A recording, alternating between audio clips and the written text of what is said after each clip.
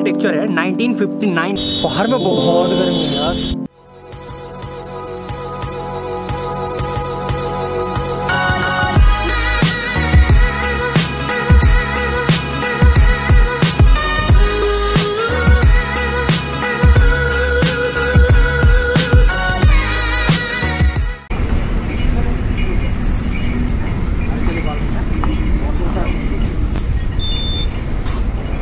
पता नहीं यार, बड़ा अजीब सा है। मैंने हवा घर में चेक करा 40 PSI था और यहाँ पे दिखा रहा है कि 47 PSI है। चलो सरकार।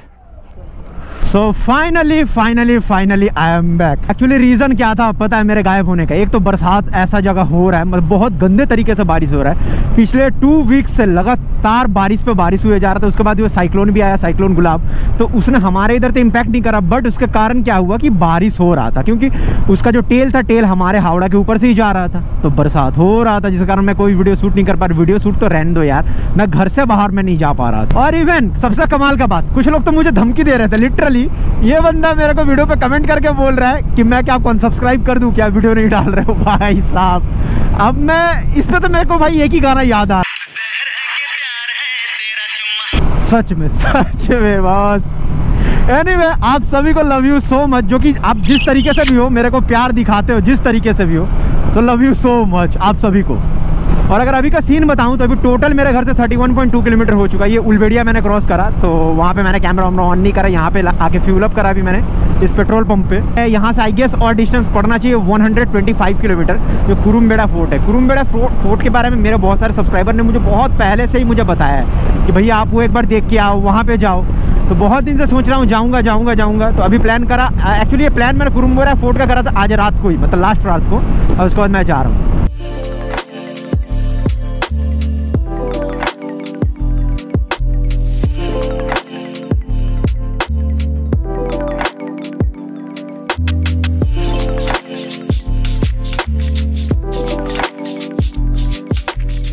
ये फीलिंग कोई रिप्लेस नहीं कर सकता, क्योंकि यार इतने दिनों के बाद घर से निकलना और फिर राइड करना, ये जो राइड करते भैया उनको ये चीज़ समझ में आएगा जिस चीज़ का मैं अभी बात कर रहा हूँ। और ऐसा अच्छा दिन हो। भाई तो एक चीज़ है, बंगाल में फ्लड आया हुआ है और इसका साफ नज़ारा इधर दिख सकता है, क्योंकि यहाँ जितने भी खेत हैं ये सारे डूबे पड़े हैं। इसको छोड़ के आई गेस यहाँ पे पानी नहीं, बट इससे पहले मैं जितना देखते रहा हूँ डूबा हुआ है। और ये जो कनाल है, कनाल का ऑलमोस्ट डेप्थ है 15 फीट तो होगा, 15 फीट, ये पूरा भरा हुआ है।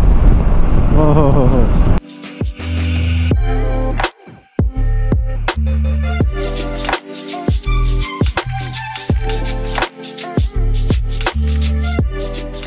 ये आज के दिन का दूसरा टोल। आई थिंक इस रूट में मुझे और एक टोल मिलने वाला है शायद, जब वो आपका जो उड़ीसा वाला लाइन में जब घूमूंगा शायद मिल सकता है, मुझे जितना याद है। वैसे भी क्या फ़र्क पड़ता है कौन से पैसे देने, बट वैसे बात करके मज़ा आता है टोल के बारे में कि मैंने इतना टोल क्रॉस करा, इतना टोल क्रॉस करा।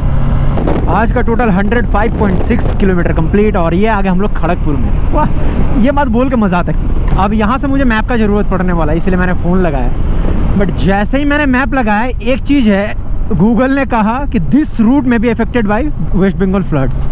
अब अगर फ्लड है रास्ते में, क्योंकि नेशनल हाईवे को छोड़ के और आई थिंक 25 या 30 किलोमीटर के बाद राइट टर्न लेना है, वो कहाँ से लेना है ये मुझे नहीं पता है। तो अगर वो मिलता है 34 किलोमीटर के बाद यहाँ से राइट कट लेना है, तो अगर वहाँ जाके उस रास्ते में अगर फ्लड मिलता है और अगर हम लोग क्रॉस नहीं कर पाए तो भैया आना पूरा बेकार हो जाएगा।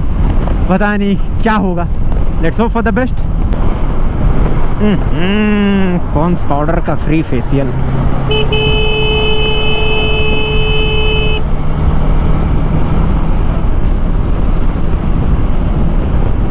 सो और 270 मीटर के बाद राइट टर्न लेना है हमें। आई थिंक वो वाला जो कट है वही वाला लेना है। जंगल है या देर रात है, लगने लगा है डर। एक चीज़ तो कहना चाहूँगा, बहुत सीनिक रूट है ये वाला। जब आप नेशनल हाईवे जब छोड़ते हो, जो बेलदा से जब अंदर की तरफ आते हो, मार्केट क्रॉस करते हो, मार्केट क्रॉस करने के बाद बहुत सही नज़ारा आता है।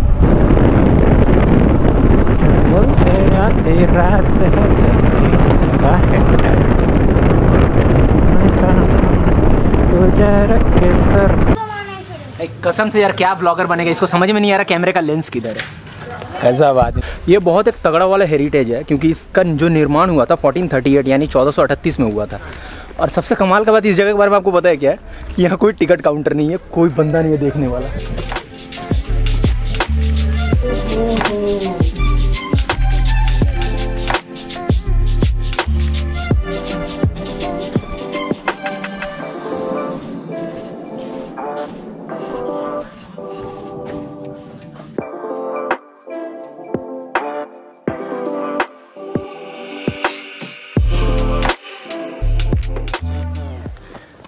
इस स्मारक को 1959 में घोषित कर दिया गया आर्कियोलॉजिकल सर्वे ऑफ इंडिया के द्वारा कि ये एक एंशिएंट धरोहर है, मतलब पुरातत्विक, जिसे कहते हैं हिंदी में आई गेस पुरातत्विक कहते हैं।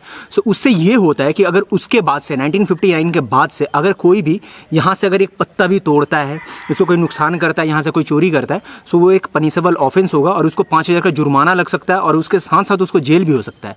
सो ये काफ़ी इंपॉर्टेंट है।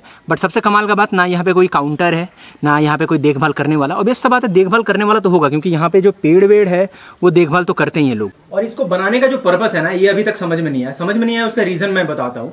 क्योंकि ये एक फोर्ट है, बट ये फोर्ट का आकार उतना बड़ा नहीं है कि बहुत सारे लोग रह पाए। और दूसरा चीज ये है कि ऐसा कोई मतलब गृह नहीं बनाया गया, कोई रूम नहीं बनाया गया जहां पे लोग रहते हो, जहां पे सैनिक रहते हो।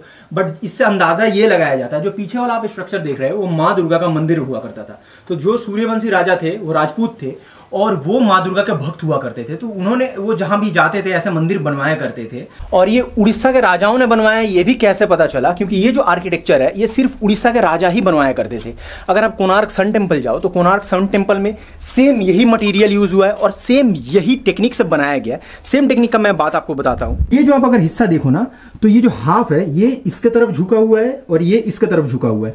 और ऊपर में एक बहुत वेटेड एक मटेरियल रखा हुआ है, वो कह सकते हो बहुत बड़ा पत्थर रखा हुआ है। तो ये इस दोनों को सपोर्ट करता है। तो ये जो चीज है ना, ये सिर्फ उड़ीसा का जो उड़िया आर्किटेक्चर आपको उसमें ही देखने को मिलेगा। वो सन टेम्पल हो या फिर जो सात देउल टेम्पल है हमारे वेस्ट बंगाल में, बहुत सारे हर जगह है। मेरे ओल्ड वीडियोस आप देख सकते हो, एक है सात देउल का।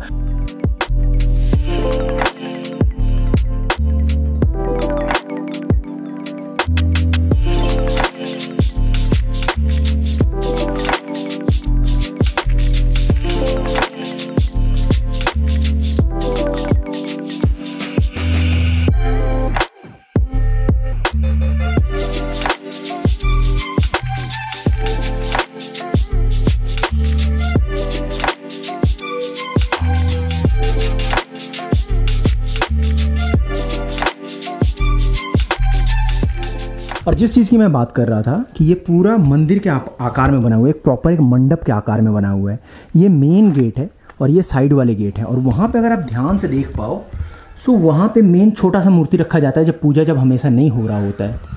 कुछ स्ट्रक्चर आज भी है यहाँ पे, ये कहना मुश्किल है कि ये क्या है, बट वहाँ से उसे देख के बताया जा सकता है ये काइंड ऑफ किचन जैसा कुछ रहा होगा या फिर कोई स्नान घर रहा होगा। स्नान घर मतलब बाथिंग एरिया होता है जहाँ पे नहाया जाता है। वो इसलिए कह रहा हूँ कि ये एक सामने की तरफ है और ये यहाँ पे काफ़ी ज़्यादा गड्ढा है। तो यहाँ पे अगर आप स्नान करते हो और यहाँ से नहा के सीधे आके आप मंदिर में पूजा के लिए जाते हो। एक ये थ्योरी है। और दूसरा वाला कि ये किचन एरिया भी हो सकता है कि यहाँ पे पूजा के लिए प्रसाद बनता हो, क्योंकि जो कोणार्क का जो सन टेम्पल है उसके सामने भी कुछ ऐसा ही एरिया है। तो उसके हिसाब से मैं कह सकता हूँ। भाई तो अगर आपको कुछ पता है तो आप कमेंट करके बता सकते हो मुझे।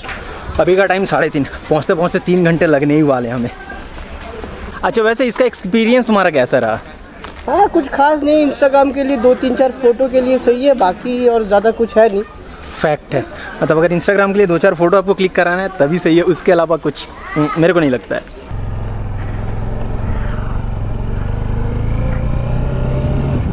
यहाँ पे ज़्यादा देखने के लिए कुछ है नहीं, बट सही है। आप संडे राइड के लिए आप यहाँ पे आ सकते हो। कोलकाता से सिर्फ आपको 3 या 3.5 घंटे ही लगने वाले हैं। कोलकाता से यहाँ का डिस्टेंस वो 180 किलोमीटर। देख के आराम से मस्त अपने रास्ते में कोलाघाट पड़ेगा, कोलाघाट में आपने लंच कर लिया, करके घर गए, बहुत अच्छा एक्सपीरियंस रहेगा। तो आ सकते हो।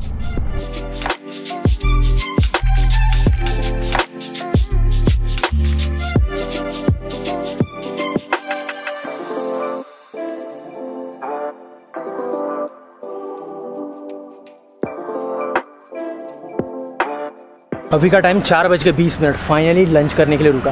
होटल का नाम है होटल P99, बड़ा अनोखा नाम है। और यहाँ से घर का और डिस्टेंस बचा आई थिंक और 140 किलोमीटर, 40 होगा नहीं तो 135 का। अभी लंच करना है यार, कसम से बता रहा हूँ। एक तो पहला बात तो गर्मी बहुत ज़्यादा है और उसके बाद सुबह में सिर्फ मैं 2 एप्पल और एक बॉइल्ड एग खा के आया था। उसके बाद कुछ खाया नहीं था, जिसके कारण मुझे भूख और ज़्यादा लग रहा है। और आज का सबसे बेस्ट बात पता है क्या? इतने दिनों बाद बाइक चलाने का ना मज़ा आ रहा है। हाँ थोड़ा अमरीश थोड़ा पीछे बैठा हुआ है, मुझे आदत नहीं है पीछे में किसी को बिठा कर चलाने का, और क्योंकि गाड़ी भी थोड़ा पीछे से भारी हो चुका है, थोड़ा तकलीफ हो रहा है। तकलीफ इन द सेंस कि वो लिबर्टी नहीं मिल रहा है मुझे चलाने का, बट फिर भी मज़ा आ रहा है। और कमाल का बात, अमरीश को बिठा कर बड़े आराम से 152 कुछ देर पहले ये चढ़ गया था बब्लू। सही है भैया, गाड़ी है ये अपना किसी काम का नहीं है। क्यों पता है? क्योंकि हमेशा मुझे जाके एक ही तरीके का खाना रहता है। पहला तो वेज थाली होता है, वेज थाली में 2-3 आइटम रहता है तो अच्छे से हो जाता है, या फिर मैं रोटी लेता हूँ और मटर पनीर ले लेता हूँ, वो बेस्ट है। और अगर नॉन वेज लेना होता है तो ऑमलेट ले लेता हूँ, उसके अलावा कुछ नहीं। इतना है 3 भाई साहब को, तो ये भी मेरे साथ आके ये बोल रहा है कि मैं जो खाऊँगा वही खाना है। अच्छा मेरे साथ रहो, नॉर्मल खाना होगा।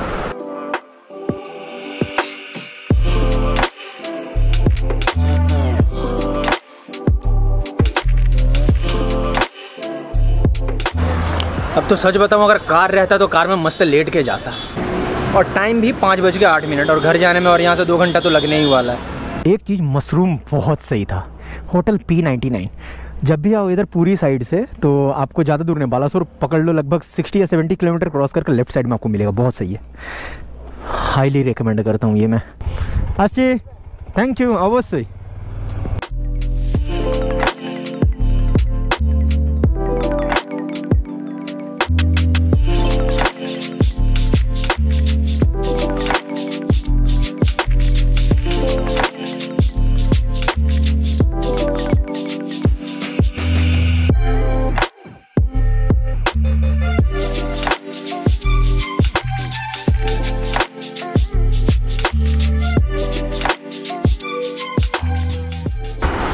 मैंने सबर एक साथ ही हुए गए। अरे वाह, जो हमारे घर में जो कुक है वही आज उनका वैक्सीनेशन हुआ, मेरा शायद नेक्स्ट वीक होने वाला है। वही बता रही थी उनका फैमिली का सबका हो गया, उनका तबीयत भी ख़राब नहीं हुआ, बहुत अच्छा बात है। मेरा भी नहीं होने वाला, मेरा इम्यूनिटी बहुत अच्छा है मेरे से।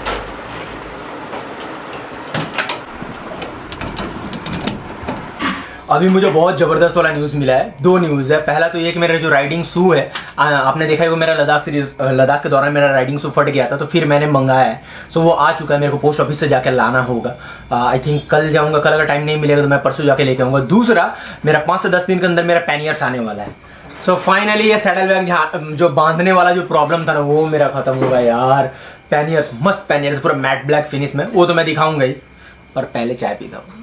और एक बहुत इंपॉर्टेंट चीज़ होने वाला है जो कि नेक्स्ट वीडियो में होने वाला, आप सभी लोगों के लिए, जो मेरे जो सब्सक्राइबर्स हैं, जो मेरे फैमिली हैं, जो सूरज आर्मी जिन्हें कह लूँ मैं, उनके लिए बहुत अच्छा वाला सरप्राइज़ है। तो आप नेक्स्ट वीडियो देखो, आपको बहुत मज़ा आने वाला है। सो भैया, आई होप आपको आज का वीडियो अच्छा लगा है। अगर लगा है तो पता है ना क्या करना है, लाइक कर देना। सो इसी नोट पर मैं आपसे मिलता हूँ नेक्स्ट वीडियो में। Till then ride safe, use helmet and respect your parents, respect your country.